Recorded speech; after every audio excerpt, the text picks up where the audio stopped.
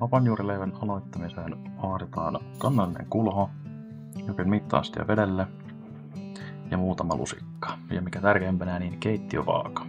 Aloitetaan lisäämällä 60 grammaa hapanjuurta kulhoon.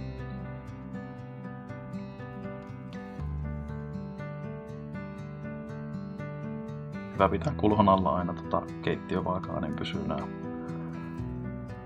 tarkat painot aina tässä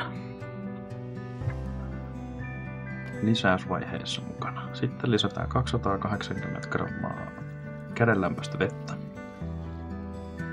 Mulla oli mitattuna valmiiksi tuohon kippoon se jo. Jonka jälkeen voidaan lisätä 8 grammaa suolaa. Eli tämä ohje on yhdelle hapanjuurileivälle. Sitten kun meillä on suola siellä, niin otetaan lusikka.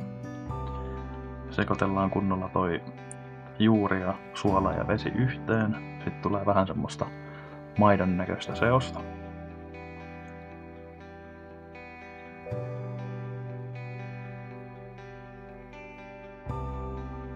Siinä palattiin vielä vähän lisäämään suolaa, kun ei ollut ihan tasan 8 grammaa. Sitten sekoitellaan kunnolla kaikki sekaisin.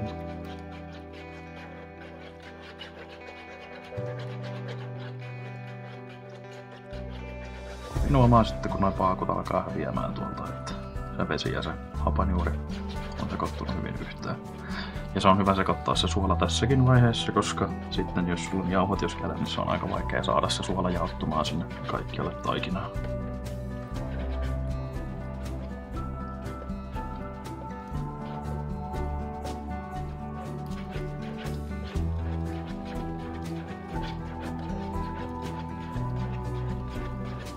Alkaa näyttää aika hyvältä. Ei se, että sen ei pakko olla ihan tasasta aina, että sittenhän se kuitenkin vaivataan vielä vähän, niin kyllä ne menee loputkin sekaisin siellä. Sitten taarataan keittiövaaka taas nollaan ja lisätään 320 grammaa vehnäjauhoja. Eli ihan painon mukaan vaan katsotaan tosta vaasta 320 grammaa. Ja tässä voi vaihtoehtoisesti lisätä suoraan 400 grammaa vehnäjauhoa, jos ei halua lisätä ruisjauhoa niin kuin mä teen tässä tapauksessa. Mulla oli nyt 325 grammaa vehnäjauhoa ja nyt mä lisään 400 grammaan asti. Että yhteispaino on 400 ton ruisjauhon kanssa.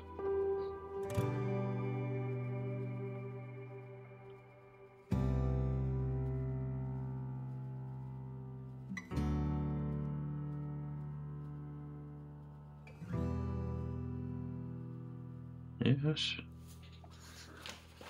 Sitten mä tykkään itse ainakin sekoittaa vähän isommalla lusikalla, niin mä nappaan tosta vähän isomman, millä sekoitellaan sitten kaikki ainekset yhteen silleen, että ei näy enää kuivaa jauhoa reunoilla hirveämmin.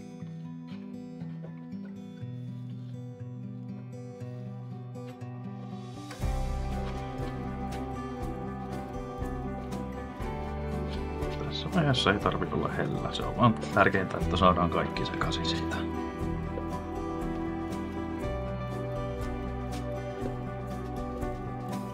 Vähän raapii reunoilta noita kuivia jauhoja sieltä sekaan. Ei kuiva sit niin pahasti kiinni sinne.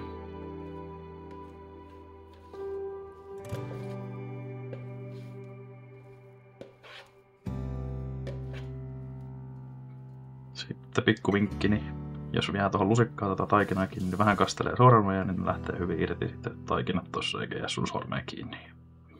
Jes, se on siinä. Sitten ei muuta kuin kansi päälle ja tunnin päästä palataan seuraavaan vaiheeseen.